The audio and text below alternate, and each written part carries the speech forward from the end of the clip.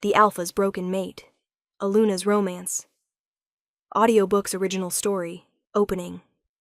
Hello, my lovely listeners. This is Luna, and welcome back to Luna's Romance Audiobooks, where even the most shattered hearts can be made whole again. Today's story is going to touch your soul in ways you might not expect. It's about trauma and healing, about finding love when you think you're too damaged to deserve it, and about an alpha who sees beauty in broken things. This is The Alpha's Broken Mate. So settle in, grab something comforting, and let me tell you about a woman who thought she was beyond saving, and the alpha who proved her wrong. Let's begin. Prologue. They say you can't break what's already shattered. They're wrong. I learned that lesson 3 years ago, in a basement that smelled like blood and fear and desperation. I learned it through pain so intense it rewrote my DNA, changed the fundamental structure of who I was. I used to be Sage Rivera, daughter, friend, Omega, with dreams of becoming a teacher. Now I was just broken. The scars on my body had healed mostly. The ones on my soul never would. Sage? Dr. Chen's gentle voice pulled me from my thoughts. Can you tell me about the nightmare you had last night? I stared at the tissue box on her desk, the same box that had been there for all 6 months of our sessions. I'd never used one. Couldn't cry anymore. That part of me had died in the basement, too. It was the same one, I said flatly. The basement, the chains, his face. Your captor's face? Yes. The word came out like broken glass. And in the dream, what happens? The same thing that always happens. He tells me I'm worthless, that no one will ever want me, that I'm ruined. I met her eyes, and he's right. Sage, I know what you're going to say, that he was wrong, that I'm not ruined, that I'm a survivor. I leaned back in the chair. But you weren't there, Dr. Chen. You don't know what he did, what he took from me. She was quiet for a moment. You're right. I wasn't there. But I know what I see now. A strong woman who survived the unsurvivable, who escaped when most wouldn't have, who's still fighting every day. Fighting for what? I can't shift anymore. My wolf is gone. Silent. Like she died and left me here alone. My voice was emotionless. I'd learned not to feel. Feeling hurt too much. I'm wolfless, Dr. Chen. In a world of werewolves, I'm nothing. You're not nothing. I appreciate what you're trying to do, but we both know the truth. I stood. Session's over. Same time next week? Sage, please sit. We still have 20 minutes. I'm tired. I want to go home. Home.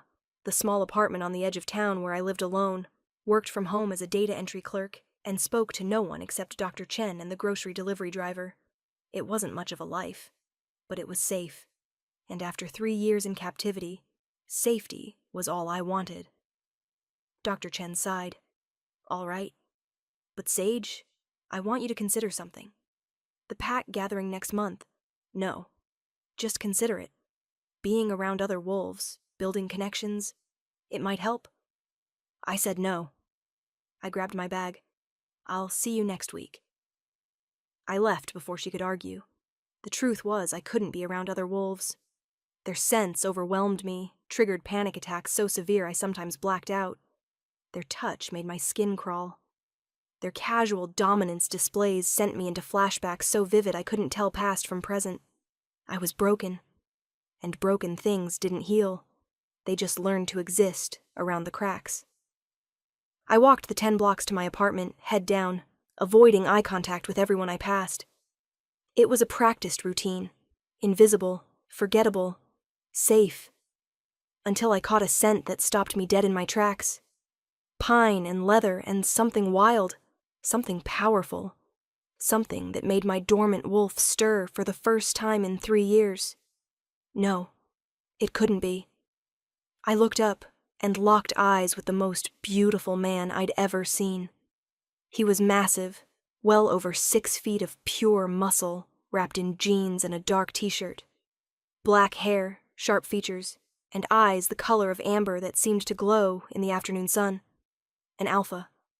Not just any alpha, a powerful one. I could feel it rolling off him in waves, and the way he was looking at me. Recognition, hunger, possession, mate. The word whispered through my broken soul, my silent wolf suddenly screaming to life. No, no, no, no. I couldn't have a mate. I was too damaged, too broken, too wrong.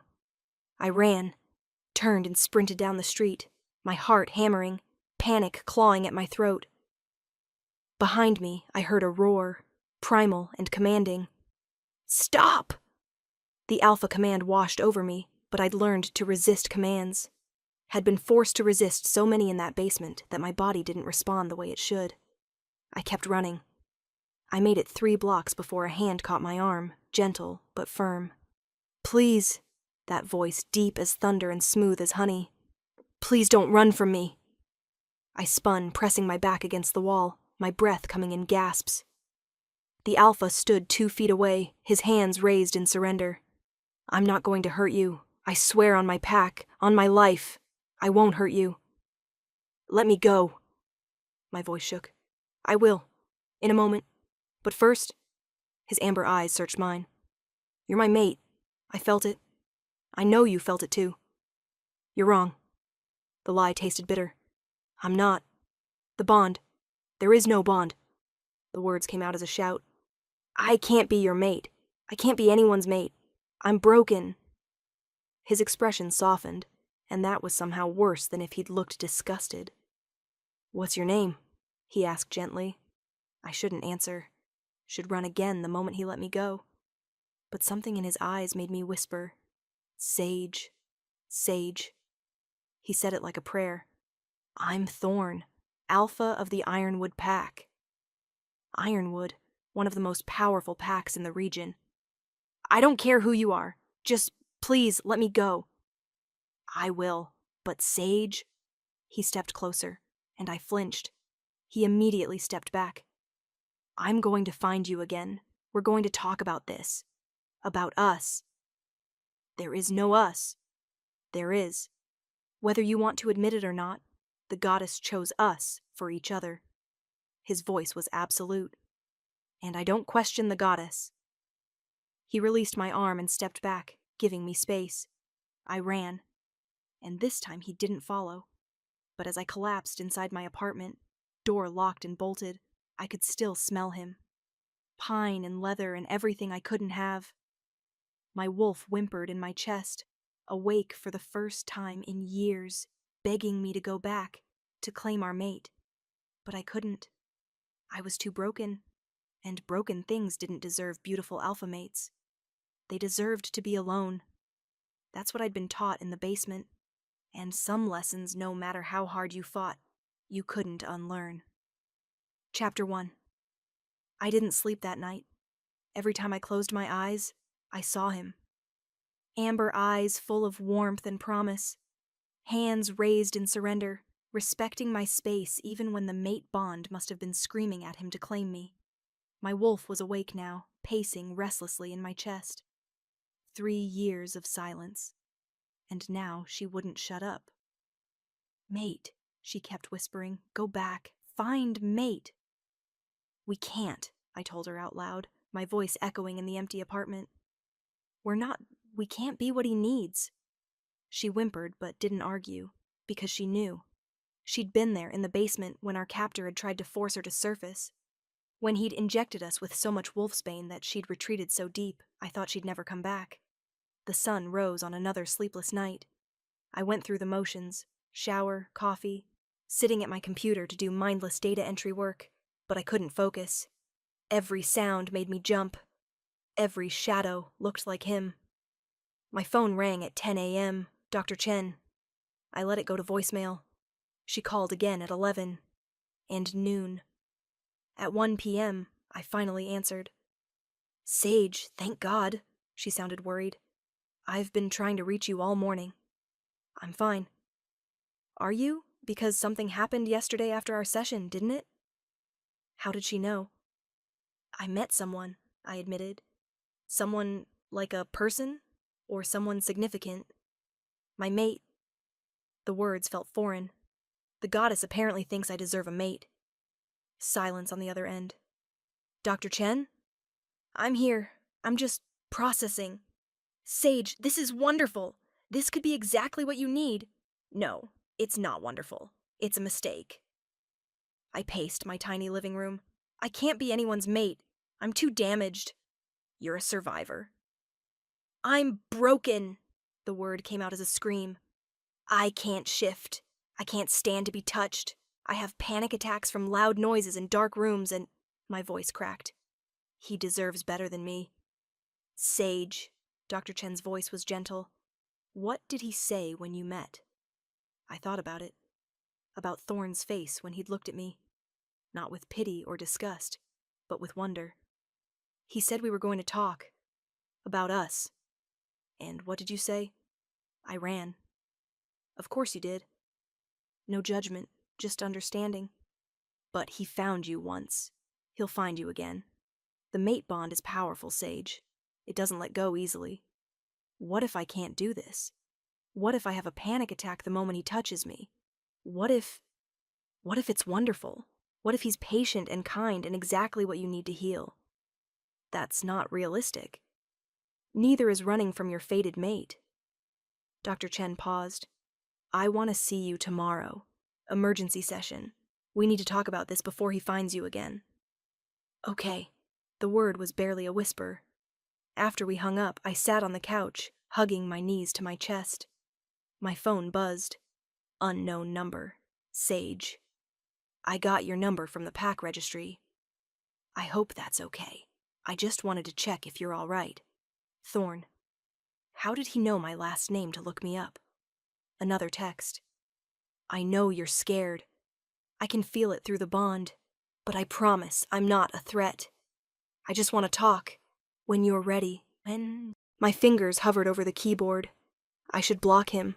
Should change my number again. Move to a new town. Disappear. But my wolf was howling, begging me to answer. Me. I'm not ready. His response was immediate. That's okay. I'll wait. But Sage, I'm not going anywhere. You're my mate, and I'm not giving up on us. I stared at the message for a long time. Part of me wanted to believe him. Wanted to think that maybe, somehow, this could work. But the larger part, the part that had been broken in that basement, knew better. Mates were supposed to love you, protect you, cherish you. My wolf's last mate had sold me to my captor for drug money. Why would this time be different? I made it 2 days before Thorn found me again. I was at the grocery store, my once-weekly trip that I always made at 6 a.m. when it was nearly empty. I was in the cereal aisle, trying to decide between 2 brands, when his scent hit me. Pine and leather and home. No, not home. Nothing was home anymore. I turned to find him standing at the end of the aisle, a basket in his hand like he was just another shopper. But the way he looked at me, like I was precious, like I mattered, that wasn't normal at all. Hi, he said softly. My fight or flight response kicked in, but I forced myself to stay still. Running just delayed the inevitable. Hi, I managed. Is it okay if I come closer? I promise I'll keep my distance. The fact that he asked, that he waited for permission, made my chest ache. Okay. He moved slowly, deliberately, stopping about 6 feet away. Close enough to talk, far enough that I didn't feel trapped. You look tired, he observed. I don't sleep much. Because of me? Because of a lot of things. I gripped my shopping basket. What do you want, Thorn? Coffee, a conversation, a chance to know my mate. I'm not... I cut myself off. I can't do this. Can't or won't. Both. I met his amber eyes. I'm not what you think I am. I'm not some perfect mate you can claim and complete the bond with and live happily ever after. I never thought you were perfect. His voice was gentle. I thought you were mine. Well, I'm not. Yes, you are. And I'm yours, whether you accept it or not. He shifted his weight. I did some research. Asked around. I know what happened to you, Sage. My blood turned to ice. You had no right. I had every right. You're my mate. I needed to know what hurt you, so I'd know how not to make it worse. His eyes were sad. I know about the captivity.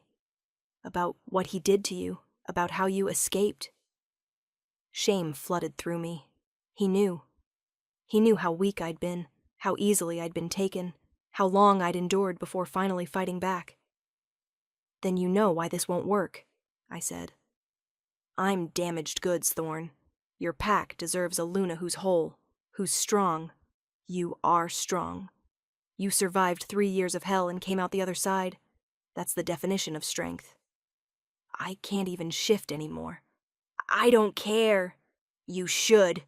The words came out harsh. An alpha needs a mate who can fight beside him, who can protect the pack. An alpha needs a mate, period. Everything else is negotiable. I laughed bitterly. You don't know what you're saying. You don't know how broken I am. Then show me. He took a small step closer. Let me in, Sage. Let me see the broken parts. I promise I won't run. Everyone runs eventually. I won't. The certainty in his voice made me want to believe. Give me a chance. One coffee, one conversation. If after that you still want me to leave you alone, I will. It was a trap. Had to be. But looking into his eyes, I didn't see deception. Just hope. And determination. And something that looked dangerously like love. One coffee, I heard myself say. That's it. His smile was brilliant. That's all I'm asking. The coffee shop was small and quiet, tucked away on a side street where I felt safer than in the busy downtown cafes. Thorn sat across from me, his large frame making the delicate chair look ridiculous. He'd gotten me a vanilla latte without asking, somehow knowing exactly how I took my coffee. Mate bond, probably. The damn thing was getting stronger every minute we spent together. Tell me about yourself, he said. Not the trauma stuff, the real stuff. What do you like? What makes you happy? I wrapped my hands around the warm cup. I don't know anymore. I used to love reading, hiking, teaching kids at the pack school. Used to. Before everything. I stared into my coffee. Now I mostly just exist. What about now? Right now, in this moment? Is there anything you like? I thought about it. The coffee's good. That's a start. His smile was gentle. What else? I like how quiet this place is, how the sun comes through that window. I hesitated. I like that you're sitting over there instead of crowding me. I'll always respect your space, Sage. Always. He leaned back, making himself smaller. What about work? You do data entry, right? How did you... the research? Right. I nodded. Yeah, it's mindless, but it pays the bills. And I can do it from home. Do you like it? I like that I don't have to leave my apartment or talk to people. The honesty surprised me. You liked teaching, though. Before. Yeah. But I can't be around that many people anymore. The sounds, the smells, the constant energy. It's overwhelming. What if you could teach just one student? Or a small group, all adults who understood boundaries? I looked up sharply. Why? Because you deserve to do something that makes you happy, and teaching made you happy. He took a sip of his coffee. My pack has some adults who never learned to read. They'd benefit from a patient teacher. I'm not patient. You've been patient with me, sitting here, talking, even though every instinct probably tells you to run. His amber eyes held mine. That takes incredible patience and courage. No one had called me courageous in ever. I'm not brave. I'm just surviving. I know, but surviving takes bravery too. He set down his cup. Sage, I'm not trying to fix you. I'm not trying to rush you into anything. I just want to know you, the real you, not the trauma. The trauma is the real me now. It's all I am. No, it's part of you. A part that deserves acknowledgement and healing. But it's not all of you. He leaned forward slightly. Let me prove it. Let me spend time with you, show you that there's more to life than fear and isolation. Why? What do you get out of this? My mate, my other half, the person the goddess chose for me. His voice softened. And maybe, if I'm very lucky, a chance to love you. Tears burned behind my eyes, the first I'd felt in years. I don't know how to be loved, I whispered. Then I'll teach you, just like you'll teach my pack members to read. His smile was soft. We'll learn together. I should say no, should protect myself, maintain my walls, stay in my safe little bubble. But my wolf was howling, begging me to try. And some small part of me, the part that remembered being sage, not just a victim, wanted to be brave. Okay, I breathed. We can try, but I'm not promising anything. And if it gets too hard, then we slow down, we stop. Whatever you need. He extended his hand across the table, palm up. Deal? I stared at his hand. When was the last time I'd voluntarily touched someone? 3 years. 3 years since I'd allowed contact, without flinching. Slowly, carefully, I reached out. My fingers brushed his palm. Sparks. Warmth. The mate bond flaring to life. I yanked my hand back, gasping. Thorn didn't move, didn't reach for me, didn't push. Too much? He asked gently. I don't know. It felt... I couldn't find words. Like everything clicked into place? Like I might break apart. His expression turned achingly sad. I'm sorry. We'll go slower. No touching until you're ready. What if I'm never ready? Then we adapt. Figure out other ways to connect. He stood. Come on, let me walk you home. You don't know where I live. Yes, I do. I may have followed you after our first meeting to make sure you got home safe. At my alarmed look, he added quickly, I stayed far back, I promise, and I only did it once. Just needed to know you were okay. I should be angry about the stalking. Instead, some broken part of me felt protected. We walked in silence, Thorn keeping a careful 3 feet between us. When we reached my building, I turned to him. Thank you for the coffee, for being patient. Thank you for trying. His smile was warm. Can I see you again? Tomorrow, maybe? Tomorrow felt too soon, but next week felt too far. Friday, I said. Same coffee shop. It's a date? He started to leave, then turned back. Sage, you're not broken. You're healing. There's a difference. He was gone before I could argue, but his words echoed in my head all night. Healing. What if he was right? What if I wasn't beyond repair? The thought was terrifying, and just a little bit hopeful. Chapter 2. Dr. Chen was thrilled when I told her about the coffee shop meeting. This is huge progress, Sage. You voluntarily spent time with someone. You touched him, barely, for like half a second. Still counts.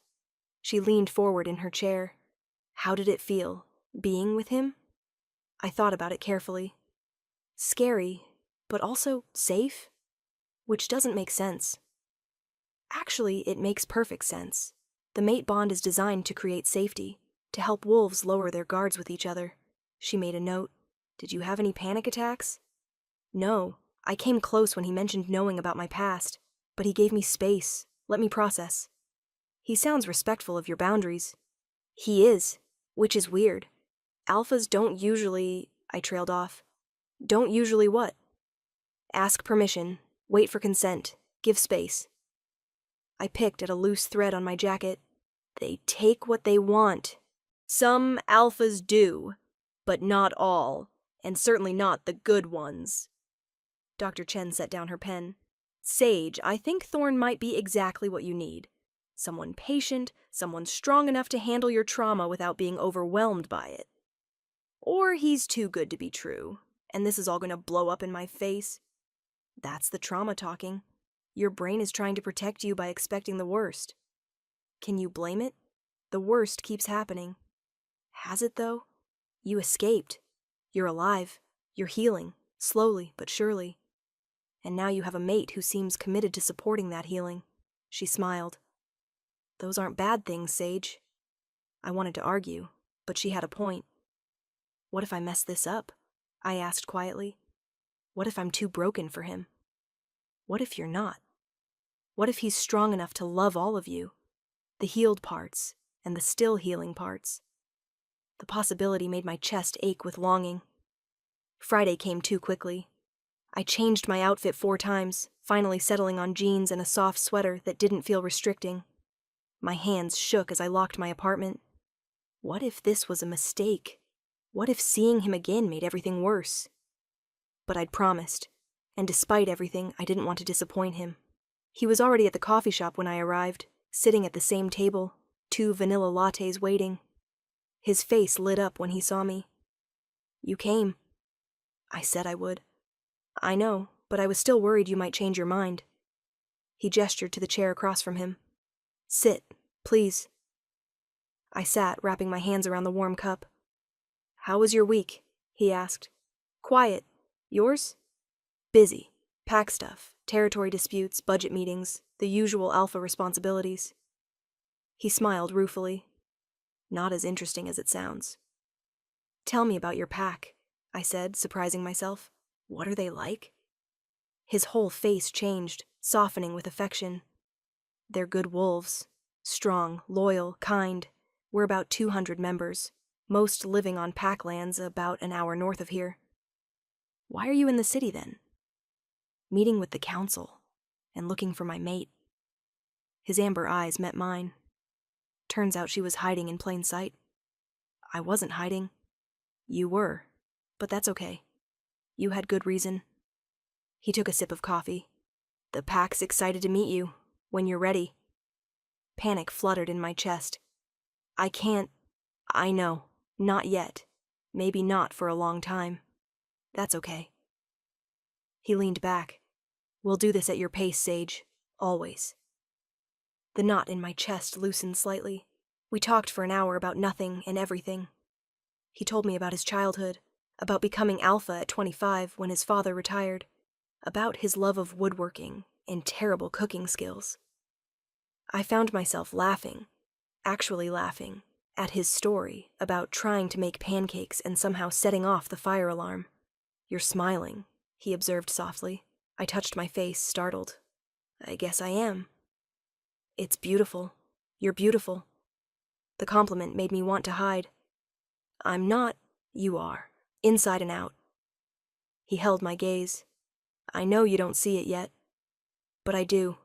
And someday, I hope you'll see yourself the way I see you. How's that? Strong, brave, resilient. Beautiful in ways that have nothing to do with appearance. His voice was gentle. Worthy of love and happiness, and every good thing. Tears threatened again. I blinked them back. I should go, I said abruptly. Okay. He didn't argue, didn't push. Just stood when I did. Same time next week? I should say no. Should end this before I got hurt again. But, yes. His smile was sunshine. As I walked home, I realized something. For the first time in 3 years, I was looking forward to something. To seeing him again. Maybe Dr. Chen was right. Maybe I was healing after all. Our coffee shop meetings became routine. Every Friday at 2 p.m., Thorne would be there waiting with my vanilla latte. We'd talk for an hour or two about everything except my trauma. He told me about pack politics and his dreams of expanding their territory. I told him about the books I was reading, the online courses I was taking. Slowly, carefully, I began to trust him. In the 6th week, he brought something. I made you something, he said, pulling out a small wooden box. If you don't like it, that's okay. I just thought... I opened the box. Inside was a carved wolf, small enough to fit in my palm. The detail was exquisite. Every hair, every feature perfectly rendered. It's your wolf, Thorne said quietly. The way I imagine she looks. Beautiful and strong. My breath caught. Thorne. You said she's silent. That you can't shift. But she's still there, Sage. Still part of you. And she's beautiful, just like the rest of you. I traced the carving with one finger, tears spilling down my cheeks. Hey, Thorn's voice was alarmed. I'm sorry. I didn't mean to upset you. I'm not upset. I looked up at him. This is the most thoughtful thing anyone's ever done for me. Then people are idiots. He smiled softly. Keep it. As a reminder, you're more than your trauma. You're a whole person with a wolf who loves you. I clutched the carving to my chest. Thank you. You're welcome. That night, I placed the carved wolf on my nightstand, and for the first time in years, I slept without nightmares. Chapter 3. Week 8 brought a setback. I was having coffee with Thorn, laughing at one of his stories, when a loud crash came from the kitchen. The sound triggered something primal. Suddenly, I wasn't in the coffee shop. I was in the basement. The crash was the door slamming, and he was coming. Sage! Thorn's voice cut through the panic. Sage, look at me. You're safe. You're in the coffee shop. Look at me. But I couldn't breathe, couldn't think, couldn't. It's okay. You're okay. I'm here. His scent wrapped around me, pine and leather and safety. Breathe with me. In and out, in and out. Slowly, so slowly, the world came back into focus. I was curled in my chair, shaking. Thorn was crouched beside me, not touching, just close, his voice steady and calm. That's it. You're doing great. Just keep breathing. The coffee shop staff and customers were staring. Shame flooded through me. I need to leave. Okay. Can you walk, or do you need a minute? I can walk. I stood on shaking legs. Thorn stood too, creating a barrier between me and the staring people. Let's go. He walked me home in silence, staying close, but not touching. When we reached my building, I couldn't look at him. I'm sorry, I whispered. For what? For freaking out. For being weak. Stop. His voice was firm but gentle. You're not weak. You had a panic attack triggered by an unexpected sound. That's not weakness. That's trauma response. There's a difference. You must think I'm pathetic. I think you're the strongest person I've ever met. He waited until I looked up. Sage, I meant what I said. I'm not going anywhere. Panic attacks, triggers, whatever. We'll handle it together. Why? The word burst out. Why are you so patient with me? Why haven't you given up? Because you're my mate. Because He stopped, seeming to choose his words carefully. Because you matter to me, more than I knew possible. You barely know me. I know enough. I know you're worth fighting for. His amber eyes were intense, and I know that someday you're going to believe that too. I wanted to. God, I wanted to. I need time, I said. Take all the time you need. I'll be here. After he left, I called Dr. Chen. I had a panic attack in public, I told her. I'm sorry. How did Thorn handle it? I thought about his calm voice, his steady presence, the way he'd protected me from stares without touching me. Perfectly, I admitted. He was perfect. Good. That's what you need.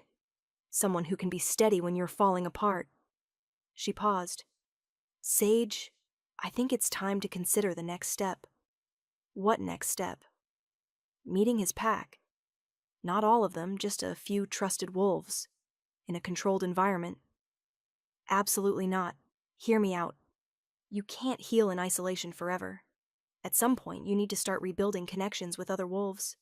And Thorn's pack might be the safest place to start.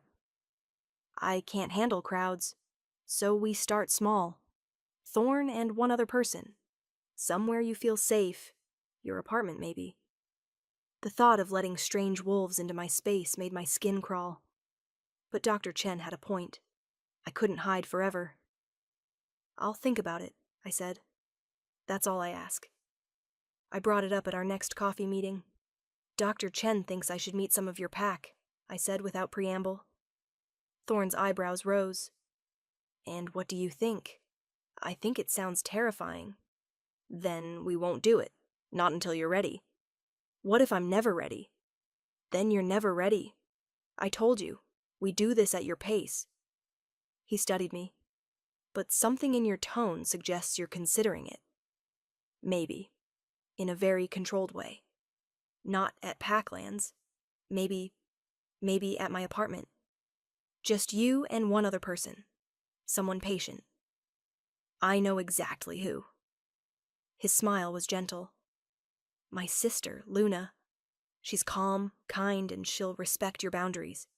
She also happens to be the pack healer, so she understands trauma better than most. A female wolf. That felt safer somehow. Okay, I said before I could change my mind. Next Friday. But if I freak out, then we stop immediately.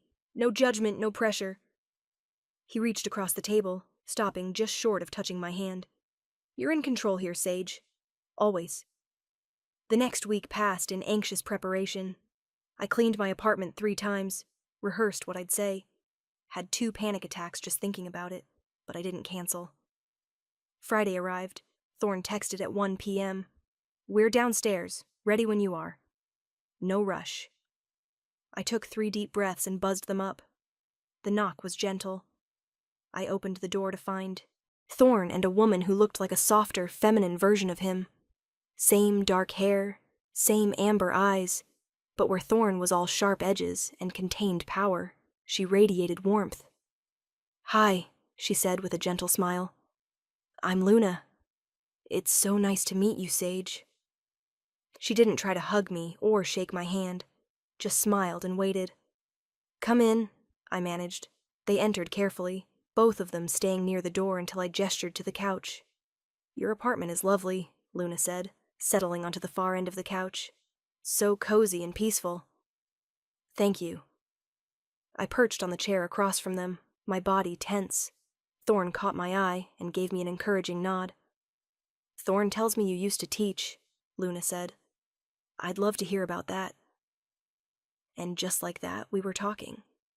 Luna was easy to talk to, asking questions but not prying, sharing stories about the pack school without pressuring me to visit it. She told me about her work as a healer, the challenges and rewards. An hour passed, then 2. My shoulders slowly relaxed. My breathing evened out. This wasn't so bad. Would you like some tea? I found myself asking. I'd love some, Luna said warmly. While I was in the kitchen preparing it, I heard her whisper to Thorn. She's perfect for you. I know, he whispered back. If she'll have me. She will. Give her time. When I returned with the tea, they were sitting quietly, not whispering anymore. We talked for another hour before Luna checked her watch. I should get back. Pack business. She stood gracefully. Sage, thank you for having me. This was wonderful. I hope we can do it again. Maybe, I said. Then, surprising myself, yes, I'd like that. Her smile was radiant. After they left, I collapsed on the couch, emotionally exhausted but also proud. I'd done it. I'd let strange wolves into my space and survived. It was a small step, but it was a step forward. Chapter 4. Over the next month, Luna visited 3 more times. Each visit I relaxed a little more, started to trust a little more. She told me about the pack, the families, the traditions, the way everyone looked out for each other. It sounded nice. Foreign, but nice. You should visit, she said during the 4th visit. Not the main pack house. That would be overwhelming. But maybe Thorn's cabin. It's secluded, peaceful, just the 3 of us. I looked at Thorn, who'd been quietly supportive through all of Luna's visits. Your cabin? On the edge of Packlands, surrounded by forest. Very private. His eyes were hopeful. You'd be safe there. I promise. Safe. The word I'd been chasing for 3 years. Okay, I said. But if I want to leave, we leave immediately. I'll drive you myself. Thorn's voice was absolute. You're in control, Sage. Always. The following Saturday, Thorn picked me up at noon. The drive took an hour, winding through increasingly dense forest. My anxiety spiked with every mile from the city. We can turn around, Thorn said quietly, sensing my distress through the bond. Anytime. Just say the word. No, I want to do this. I gripped the door handle. I need to do this.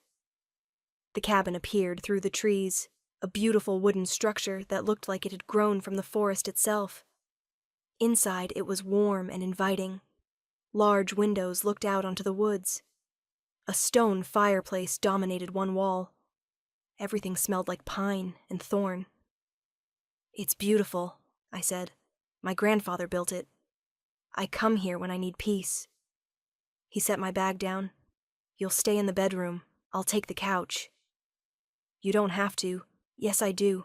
You need your own space, your own door you can lock. He showed me the bedroom, cozy, with its own bathroom. See? Lock works perfectly. The fact that he understood, that he anticipated my needs, made my chest ache. Luna arrived an hour later with enough food for an army. I wasn't sure what you liked, so I brought everything, she said cheerfully, unpacking containers. We spent the afternoon talking, eating, and, for the first time in years, I felt almost normal. As the sun set, Luna excused herself. I should head back. Let you two have some time. She hugged Thorn, then surprised me by asking, Can I hug you, Sage? It's okay to say no. I stiffened. Physical contact still felt impossible. Maybe next time, I said. I'll hold you to that. She smiled warmly and left. Alone with Thorn, the cabin suddenly felt much smaller. Want to sit on the porch? He asked. The stars are amazing out here. We sat on the porch swing, a careful foot of space between us, and watched the sky darken. Thank you, I said quietly, for being patient, for not pushing. You're worth the wait. He looked at me, his amber eyes reflecting starlight. All of this, the slow pace, the careful steps. It's not a burden, Sage. It's a privilege. Getting to know you, earning your trust, watching you heal, I wouldn't trade it for anything. Even a normal mate, one who isn't broken. You're not broken. You're healing. And you're mine. That makes you perfect. The certainty in his voice made me brave. Can I ask you something? I said. Anything. Why haven't you tried to complete the bond? Most alphas would have demanded it by now. Because I'm not most alphas. And because forcing you into anything would destroy the trust we've built. He shifted to face me. The bond will happen when you're ready. If you're ever ready. And if you're never ready, then we'll figure out another way. But I won't pressure you, Sage. Not about this. What if I'm never ready? Then we'll be mates who never completed the bond. Unconventional, but not unheard of. His smile was soft. I'd rather have you unbonded than not have you at all. Something in my chest cracked open.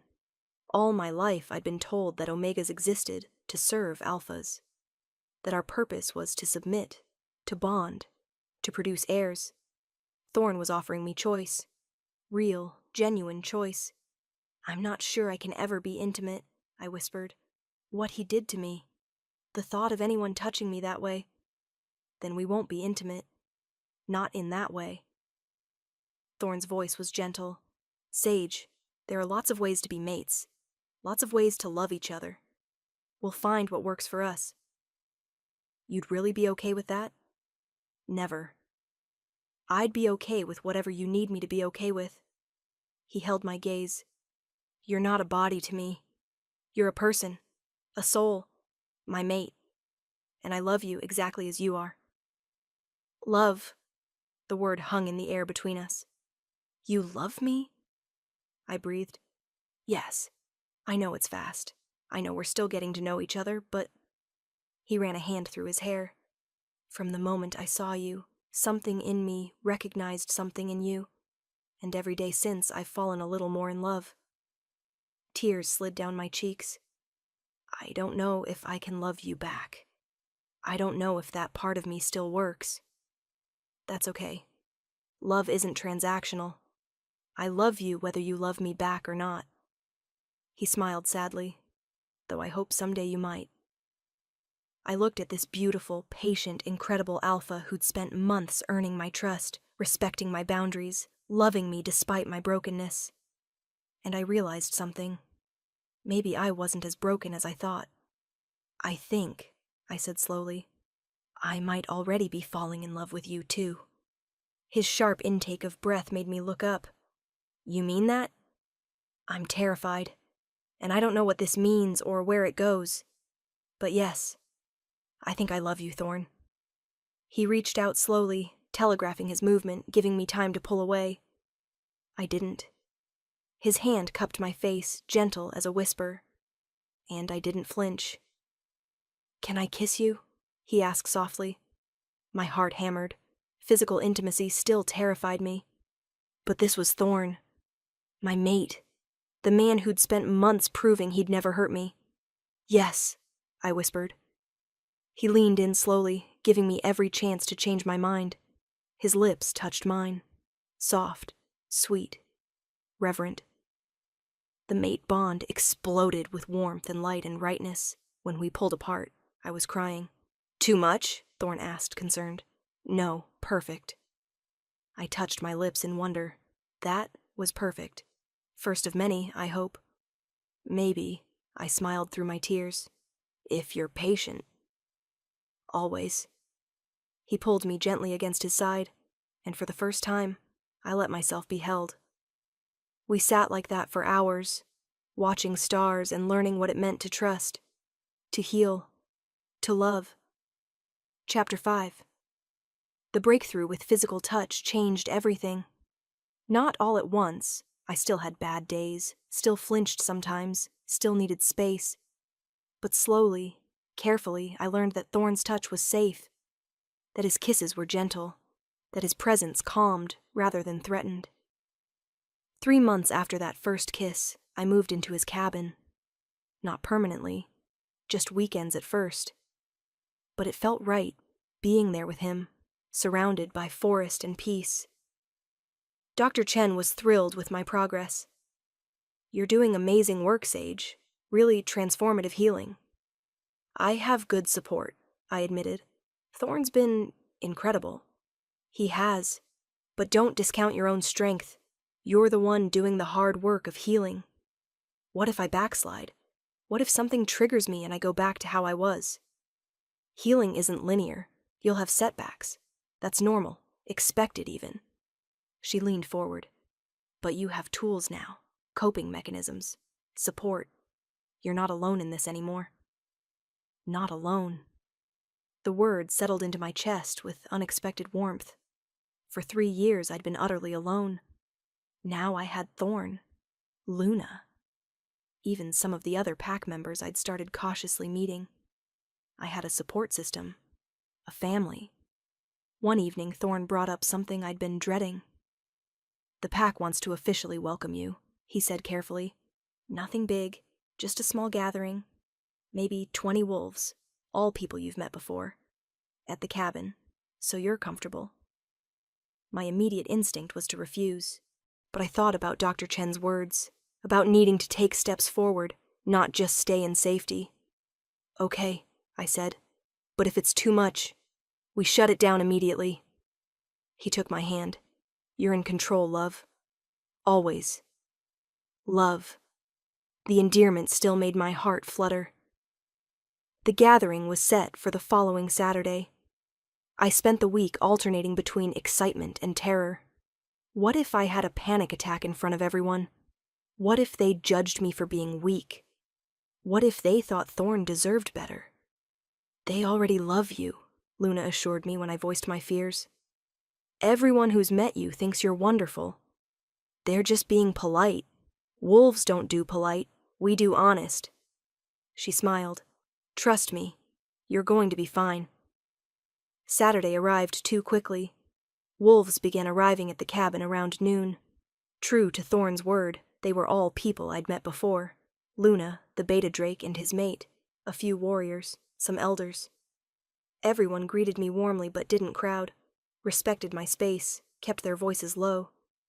Thorn stayed close, a steady presence at my side. We ate, talked, laughed.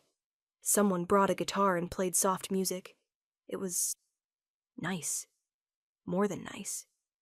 It was wonderful. As the sun set and people began to leave, Drake approached. "Luna Sage," he said formally. "On behalf of Ironwood Pack, welcome. We're honored to have you." Luna. He'd called me Luna. I looked at Thorn in panic. We haven't... You're my mate. That makes you Luna, bonded or not." Thorn's voice was gentle. "But if you're not ready for the title, I accept," I heard myself say. The words surprised me as much as everyone else, but looking around at these wolves who'd welcomed me, who'd been patient with my healing, who'd made space for my broken pieces, I wanted to be part of this. Part of them. "I accept the title of Luna," I said more firmly, "and I promise to serve this pack to the best of my ability." The wolves erupted in cheers and howls. Thorn pulled me into his arms, holding me close. "You're sure?" he murmured against my hair. "I'm terrified. But yes, I'm sure." "That's my brave mate." He kissed my forehead. "I'm so proud of you." That night, after everyone left, we sat on the porch swing. "I can't believe I did that," I said. "I can. You're stronger than you know." "I'm still broken, Thorn. I still can't shift. Still have panic attacks. Still can't," I gestured vaguely, "be intimate. And I love you anyway. All of you, the healed parts and the healing parts." He turned to face me. "Sage, you don't have to be perfect to be worthy of love. You don't have to be fixed to be valuable. You're enough, exactly as you are." The words unlocked something deep inside me. "I want to try," I whispered. "To complete the bond. Not now, not tonight, but someday. I want to try." His eyes widened. "You're sure? There's no pressure?" "I know, but I want this. Want us, completely." I took his hand. "Will you be patient with me, even if it takes years?" "I'd wait forever for you." He brought my hand to his lips. "We'll go at your pace, and if you change your mind, that's okay too." "I won't change my mind." I met his amber eyes. "I love you, Thorn, and I want to be your mate in every way. I just need time to get there. Then we'll take all the time you need." He kissed me under the stars, and I felt the bond between us grow stronger. Not complete yet, but growing. Like me. Broken. Yes. But healing. And maybe that was enough. Chapter 6. Spring came to Ironwood territory with explosive beauty. Wildflowers bloomed in riotous colors. The forest came alive with birdsong. And I found myself smiling more than I had in years. I'd taken over teaching literacy classes for the pack's adult learners. 3 students, all patient and kind and grateful. It felt good to teach again. To use skills I thought I'd lost forever. To have purpose beyond just surviving. One afternoon, I was working in the garden behind the cabin when my wolf stirred. For the first time in 3 years, she didn't just whimper or pace. She pushed forward, wanting out, wanting to shift. "Thorn!" I called out, panic and excitement warring in my chest. He was there in seconds. "What's wrong?" "My wolf. She wants to shift. I think she might actually be able to." "That's amazing." He knelt beside me. "Do you want to try?" "I'm scared. What if it doesn't work? What if I'm still broken?" "Then we try again another day." "But Sage, what if it works? What if you can shift again?" I thought about the carved wolf he'd made me. The one that sat on my nightstand, reminding me I was more than my trauma. Maybe he was right. Maybe I could do this. I closed my eyes and reached for my wolf. She met me halfway, eager and ready. The shift that had once been effortless took concentration. Pain flared through my body as muscles and bones I hadn't used in years remembered their other form. But I didn't stop. And then, I was wolf. Smaller than I used to be. My coat duller. But whole. Complete. I looked up at Thorn with wolf eyes and saw tears streaming down his face. "You're beautiful," he breathed. "Absolutely beautiful." I shifted back, the return journey just as difficult, and collapsed into his arms. "I did it," I sobbed. "I actually did it." "You did." I knew you could. He held me close. Your wolf was never gone, love. Just healing, like the rest of you. That night, we celebrated with Luna and a few close pack members. They toasted my first shift, my healing, my strength. And for the first time in 3 years, I felt whole. Not completely healed. That would take more time, more work. But whole enough, strong enough, brave enough to keep moving forward. Chapter 7. 6 months after becoming Luna, I finally felt ready. We were at the cabin, alone for the weekend. Thorn was cooking dinner badly while I laughed at his attempts. "I'm going to burn this whole place down," he muttered, glaring at the smoking pan. "Let me help." I moved to his side, gently taking the spatula. We cooked together, moving in comfortable synchronization. When we sat down to eat, I realized how far I'd come. 6 months ago, being alone with an alpha would have terrified me. Now it felt natural. Safe. Right. "Thorn," I said as we cleaned up. "I'm ready. To complete the bond." He went very still. "You're sure? Because we can wait." "I'm sure." I turned to face him. "I love you. I trust you. And I want to be fully bonded with you." His eyes searched mine. "This isn't about feeling obligated, is it? Because you're Luna now, or because you think I'm waiting. It's about me wanting this, wanting you, all of you." I took his hands. "I'm still scared. Still have moments where I might panic. But I want to try. With you." "Then we try. At your pace. And if you need to stop." "I know. We stop." I pulled him closer. "Kiss me?" He did, slow and sweet and perfect. And for the first time, I let myself fully feel it. Let myself want without fear holding me back. The bonding was tender and gentle. Thorn constantly checked in, making sure I was okay, giving me control. When his teeth finally sank into my neck, marking me as his, the bond completed with a brilliant flash of light and warmth. I was his. He was mine. Forever. Afterward, we lay tangled together, the bond singing between us. "How do you feel?" he murmured.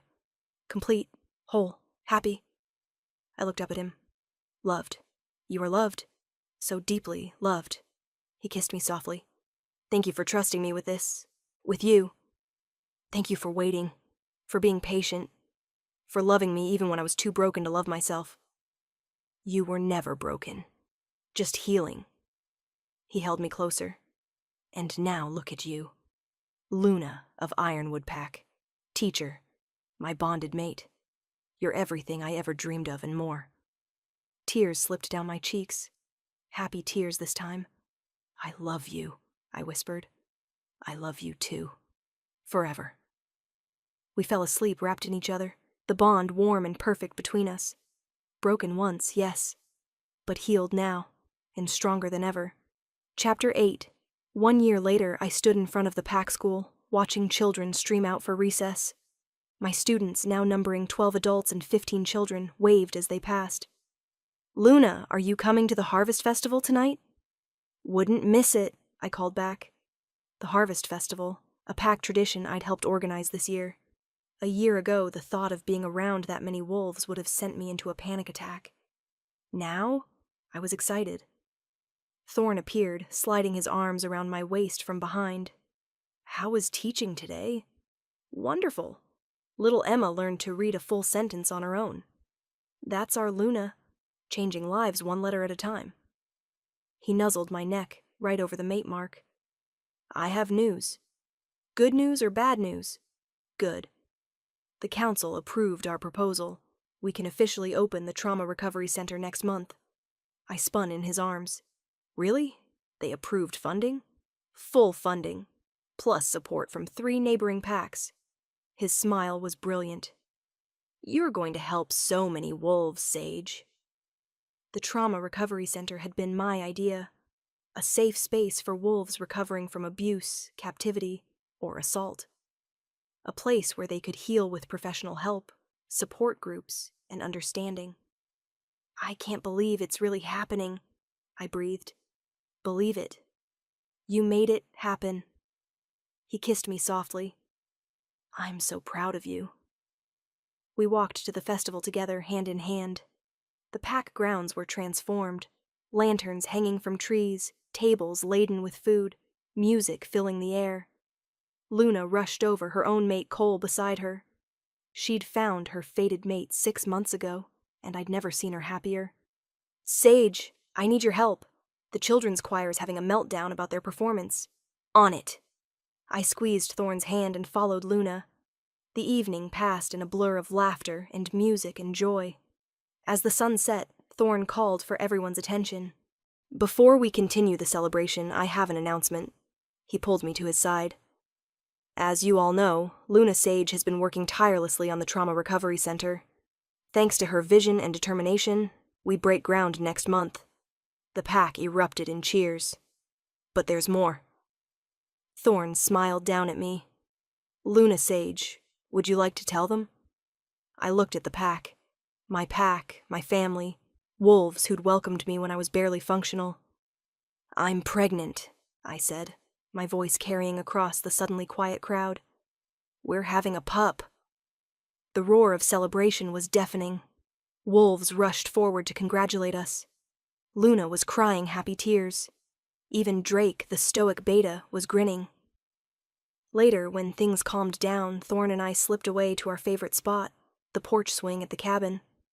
Can you believe it? I asked, my hand on my still flat stomach.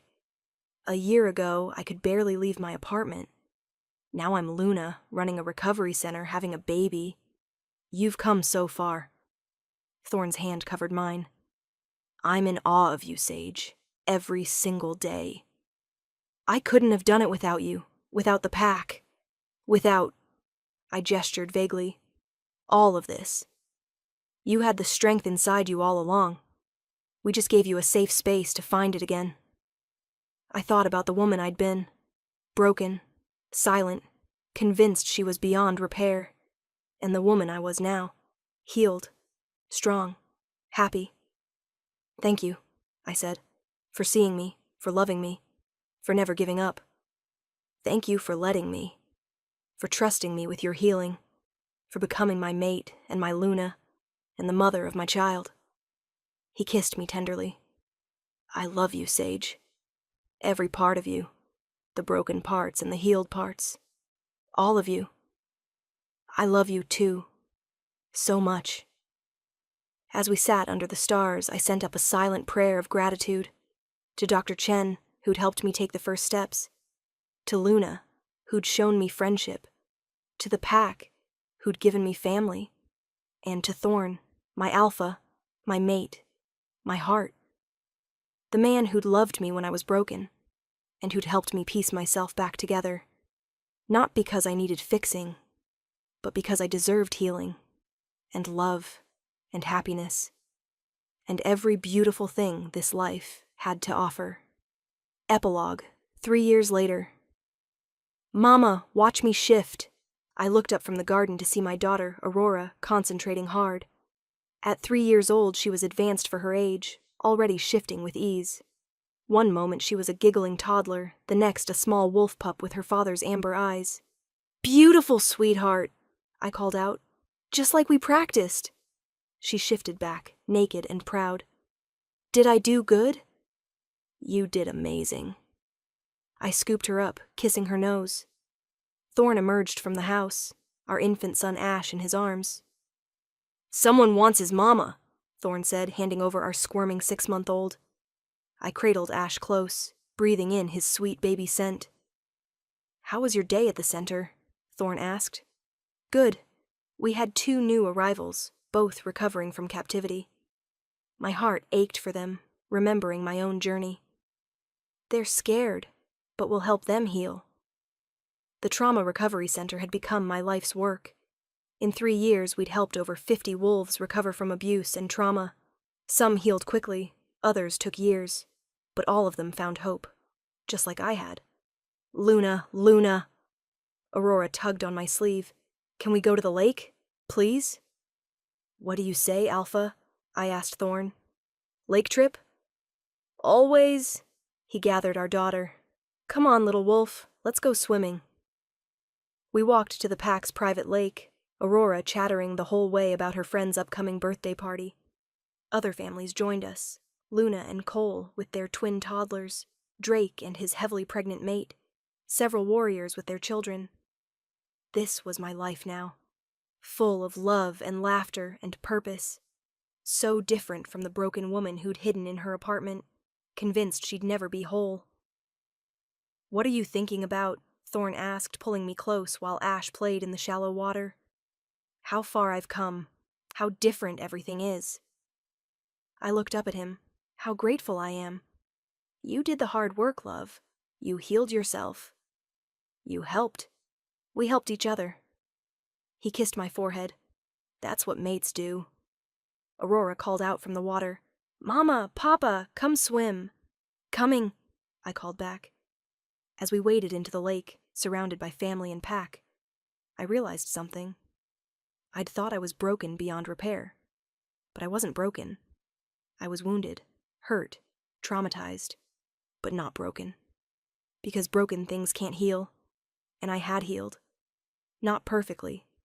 I still had scars, still had triggers, still had moments where the past crept in. But I was whole.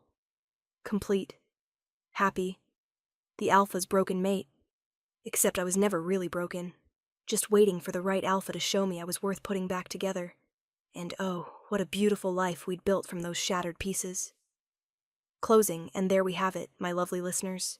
Sage's journey from shattered to whole, from surviving to thriving, from broken to beautifully healed. This story is for anyone who's ever felt too damaged to deserve love, too broken to be fixed, too traumatized to move forward. You're not broken, darlings. You're healing. And healing takes time, patience, and the right support. Sage found her healing through Thorn's patient love, but her real strength came from within, from the courage to try, to trust, to hope again. If you're on your own healing journey, know this: you are worthy of love. You deserve patience and kindness, and you are so much stronger than you know. If you loved Sage and Thorn's story, please hit that like button and leave a comment. What was your favorite moment? The first kiss? The shifting breakthrough? That beautiful epilogue? I want to hear from you. And here's a sneak peek at our next tale. Pregnant by the enemy alpha, and he doesn't know she's his mate. Oh yes, my darlings, we're diving into enemies to lovers with a secret pregnancy twist that'll have you on the edge of your seat. Until next time, this is Luna, reminding you that broken things can become beautiful again. Sometimes they just need patience, love, and time. Sweet dreams and happy healing, my loves.